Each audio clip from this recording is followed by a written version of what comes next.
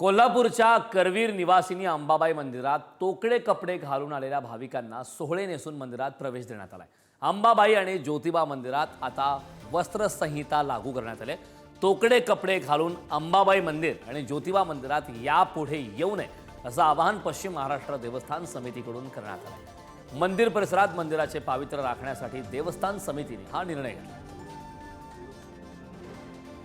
खूप छान निर्णय आहे आणि जी आपली पहिली संस्कृती आहे ती जपणे हेच बायकांची संस्कृती आहे आणि ही खूप छान निर्णय घेतलेला आहे सर। तर त्याच्याविषयी मला खूप अभिमान वाटतो की आपली संस्कृती आणि महिलांनी पण त्याचा ही केलं पाहिजे की आपण जी सांगितलं आहे। आणि मंदिरात येताना तर महिलांनी साडी किंवा पंजाबी ड्रेस असा घातला पाहिजे, शॉर्ट किंवा असं घातलं नाही, कारण इतरांना बघणाऱ्या पण लोकांना प्रॉब्लेम येतो की म्हणजे ते असं घातल्यानंतर लोकांना वाटतं की मंदिरात येताना तरी चांगले कपडे घालावे।